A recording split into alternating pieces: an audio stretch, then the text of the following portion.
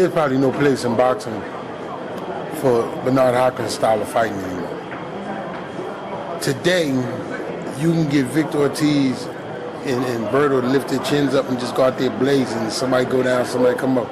There's not going to be about a craft. A guy can't be safety first and think about a craft perspective, and I'm going to pick small shots. Bernard Hopkins will never be embarrassed. And when I say that with confidence. What I mean by that is if I bring Bernard back at 55 years old, there'll be no light heavyweight out there that can embarrass him. There'll be guys out there that can win 7 of the 12 rounds, but there'll be nobody out there that can embarrass him. They want his DNA on the canvas and all that. You're not going to get that with that kid. He's too crafty. I spoke to Roger a couple minutes ago. We talked about defense and the history of boxing. He goes, Sugar Ray Robinson could not do 100, 200 fights if he didn't have good defense. Bernard Hopkins would not still be fighting at 47 if he didn't have good defense. And you're saying that in the style of boxing today, people want the brawlers. They want people just going all blazing out. They'll feed you into it. They feel like MMA is nipping on their heels. You can control young fighters. You can say the word $1 million and you get some of these kids at 147 pounds that try one in the Klitschko. But it's not healthy. It's not legal to stick up grocery stores. But when it come down to the dollar, Joe will pull a shotgun out until everybody lay on the floor. Let's not get it twisted. From when I can remember following boxing, like in the UK, years back, they used to have fights they call nobbins fights. Like they normally took place in a small hall. And if the fighters were giving blood and guts, training toe to toe, what would happen is the attending crowd at the end of the fight would throw money into the ring. And that would be divided between the two boxers. And that was called nobbins. And there's always been a certain percentage of the crowd who want to see the boxer leave a piece of himself in the ring so they could say they've got their money's worth. That element's always been there. Before the London prize fighting rules, before Queensberry rules. But this is the noble art of boxing. And it's not cliche to say that boxing is a science. I mean, we're not talking about going on a chalkboard and drawing up multiple equations like Einstein, so I'm not going that cliched with it. Let's take it from a more base standpoint of science. The shortest route between 2 points is a straight line, yeah? The first thing they will teach you when you get in a boxing gym, one of the first things they will teach you is to throw straight punches. Now initially, you're going to be thinking, well, I can get more power throwing haymakers. Why would I do that? It's not until you start sparring with somebody who knows what they're doing, be that male or female, then you start to realize, then you start to value why you have to do that. You know? If you was to get a basic boxing manual, it won't have the Philly shell or shoulder rolls in there like what Floyd implements or what you see Adrian Broner implementing. It won't show you how to throw a straight right with no jab like Roy Jones used to do so well.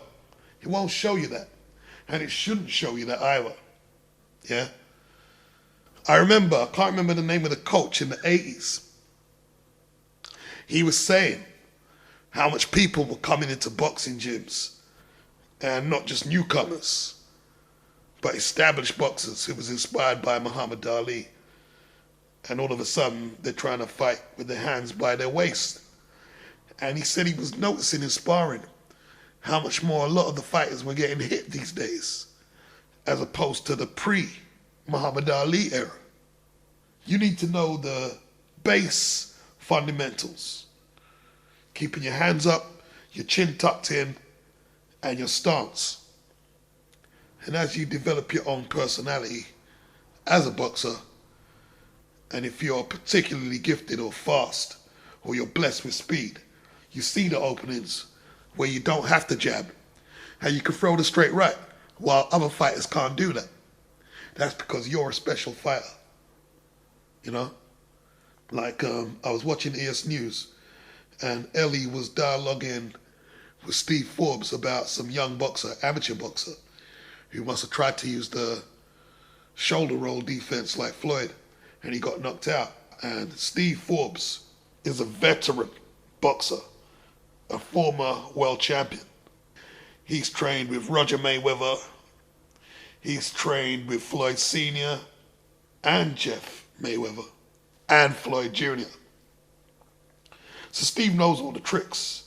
He was saying, yeah, these kids have got to be very careful using the shoulder roll. You've got to know how to tuck your chin and rotate your body, because it's not a conventional method of boxing defense. And what I'm really trying to say is, when's the last time you see a television network, a big television network, give a boxer his props for being able to hit and not be hit? It's a rhetorical question, so don't worry about answering it. The point is people like Larry Merchant and HBO, they're going to have a major influence on how a lot of fighters box in the future, because they're always bigging up sluggers, you know? And like I said, it's not a new thing for a percentage of the boxing spectators to have an affinity with slugging. That's not new. That's not new. I'm not saying it's new. But what I'm saying is from Ward and Gatti had that trilogy, and it's been eulogized by HBO. And like Nassim Richardson was saying, the competition from MMA or UFC, you can see the networks are pushing for that kind of fight, all action fights. And like I say, it's not a new thing. I mean, if you look at Muhammad Ali's career, yeah, when he came back to boxing from the ban that was enforced on him, because he wouldn't go to Vietnam, he was noticeably slower. He was noticeably heavier. He couldn't dance for 12 rounds no more. So the Foreman fight, the Frazier fight, the Norton fight, he's staying in the pocket. And these fights are eulogized as his classic fights, when the truth was, his true gem performances was against Liston, Zora Foley, Cleveland Williams, George Chuvalo, Ernie Terrell, Floyd Patterson, etc. They were his classic performances. But them fights in the 60s are not spoke about like the fights he had in the mid-70s.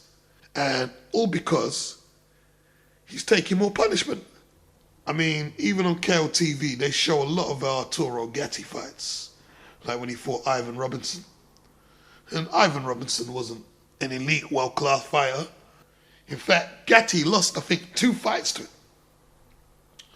But Gatti's still immortalized by them losing fights to a club fighter, because all they want to see is volume punching. And they're deeming that to be television friendly, when that's not necessarily the truth. People might think it is, but it's not. It's them pushing the agenda on the public. It's no different from music. Like, people come out and say, oh, we don't want to hear that old boom bap underground hip hop no more. It's not a case of that, you know? It's not a case of that. Those who are pushing the buttons and have power are giving you chicken noodle soup, my neck, my back, my lollipop, and they're flooding BET with it. They're flooding Hot 97, they're flooding Kiss FM over here and Choice FM. They're flooding all them stations with that bullshit there. MTV, all a lot. You have no choice. The only choice you have is to go left field and build your own circle of like-minded people who like listening to what you listen to. That's your only choice out of the matrix. You see, I'm a big Bernard Hopkins fan. I really am. Because after I saw Roy Jones beaten, I thought to myself, can't really see this guy getting back in the mix. But Bernard is a different case from Money Mayweather. You see, Bernard is a defensive expert, but I can see why those who spectate the sport with a penchant for wanting to see slugging, I can see why it frustrates them. because Bernard is very crafty. He's very subtle how he does his dirt in the ring. But it's still a work of art. His ability to protect himself in the ring is still a work of art, right? Now with Floyd barely gets penalized by the referee for infringements. Rare. It's very rare. Pure boxer. Not getting his props. He's getting his money up because he's not stupid. He's drawn away from all them stupid promoters and that. He's getting his money up. But you can just go on YouTube or some of the boxing sites to hear what they say. And you can see how they're not respecting the pound for pound best fighter in the world. You know? And he's a pure boxer. I don't care what Floyd says. It does hurt him. I don't care what he says. It does hurt him that he fights so well in the ring and gets so little respect for it. It does hurt him. Because it would hurt me and it would hurt you. That you are that good and they don't want to give you the props. And I think because he has the bling bling Money Mayweather image, which is just talk, he's putting this false illusion in people's head that Floyd is a fancy Dan boxer. Floyd has never been a fancy Dan boxer. Never. When have you seen Floyd do the Ali shuffle? Like Ali or Sugar Ray Leonard? You don't see Floyd doing that. When have you seen Floyd doing that wind-up bolo punch that Sugar Ray Leonard was doing against Durant? You don't see him doing that. Floyd doesn't run around the ring either. He's economical with his footwork, just enough to keep him out of harm's way. But he's always in punching range. He never has to reset to punch. That proves that he's not running. Runners always have to reset to punch. And the fact that the pundits or commentators on the television networks that cover boxing haven't made a bigger deal at some of the recent decisions against boxers, like Juan Manuel Marquez against Pacquiao, Campillo against Cloud, Habril versus Rios. It just goes to show you that they're not really bothered. If the pure boxer goes extinct, they're not really bothered. I mean, I'd put money on Andre Dirrell to go over to Canada and outbox Lucien Boutte fairly easily. I'd put money on it. To me, he beat Carl Froch in the UK. He didn't get the decision because he didn't put in a slam bang performance.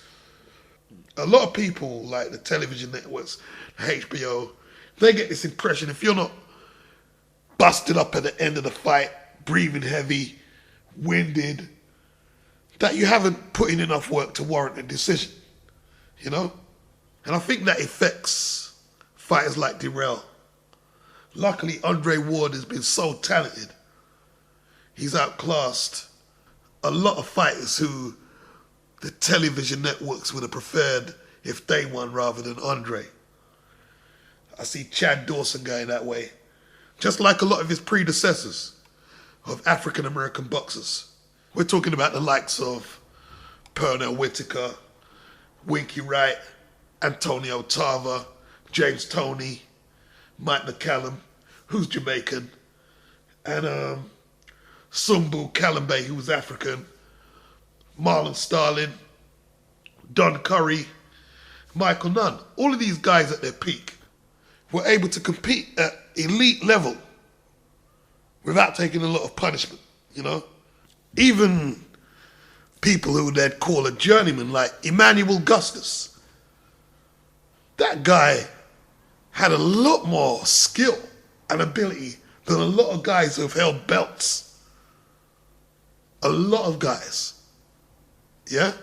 I remember he gave Floyd a really tough fight, you know? He was a bit eccentric, like he'd stomp on the floor, he'd do a funny march while tracking down his opponent and stuff like that. But essentially, the guy was a really gifted boxer. But his record wouldn't suggest that. He lost dozens and dozens of fights.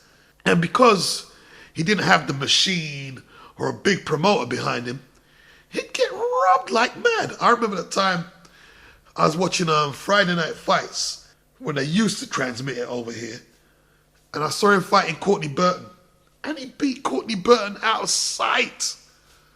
But because Burton was coming off the win against, what's his name? Manfredi, and he was supposed to do big things. Oh dear, terrible decision. When he fought Mickey Ward, I mean, if you like slugfests, I mean, you need to see that fight. I mean, it could have went either way, but they gave it to Ward, you know, and he's one of them guys who would take fights on short notice, so that way he wouldn't have time to prepare himself properly, and some undefeated prospect would take advantage of that and snatch a win. I remember when they brought him over to the UK to fight Jonathan Thaxton, who was the British and Commonwealth champion and all that, undefeated, and he just ruined his undefeated record. Emmanuel Augustus just ruined him, you know? You can call him a journeyman, but he knew how to look after himself in that ring, man, which a lot of guys who hold belts these days don't know how to do. I mean, guys like Randy Smith, if you see his record, terrible record, terrible record, is what you deem a journeyman. But he was never stopped from 1982 to 94. And we're talking he's fighting the likes of Chris Eubanks, Mike McCallum, Victor Cordoba, Paul Vadden, Frank Tate, Mark Kaler, British Commonwealth champion, Olajide, world title challenger. I mean, Vadden was a light middleweight champion, and all the rest were world champions. People like Sanderline Williams, like he went the distance with contenders like Joe Lipsy, champions like James Toney, Gerald McClellan, Reggie Johnson, Nigel Benn, Sosa, Frank Tate, Iran Barkley, Errol Graham. He lost by a TKO to Lindo Holmes. That was the one stoppage defeat. But you know, them guys knew how to look after themselves in the ring, which is what all coaches should be teaching their fighters. Because boxing is a relatively short career. You can't just send your fighter to go out there and get his brains punched out for glory, man. You can't do that, man, to please television networks. That's pure madness. And don't get me wrong, yeah? If you was born to slug, do what you have to do. You know what I mean? If that's your calling in the ring, is to be a slugger, because there are some great sluggers, yeah? Then you fight according to your style, your body shape, or whatever it is, your mindset. I get that bit there. What I'm saying is, don't let the crowd, don't let trainers, coaches, television networks, or what the popular belief is in this MMA era have any bearing on your decision on how you're going to fight in the ring. You know, because when you have a dominant pure boxer with a good record who's beat all the top contenders in his weight class or classes, plural, and they can't fault his record, they'll always go to that, oh, he's boring. Oh, he's boring. Like I see some guys with channels up there on YouTube. I'm not going to call out your name. You do what you do. It's your opinion.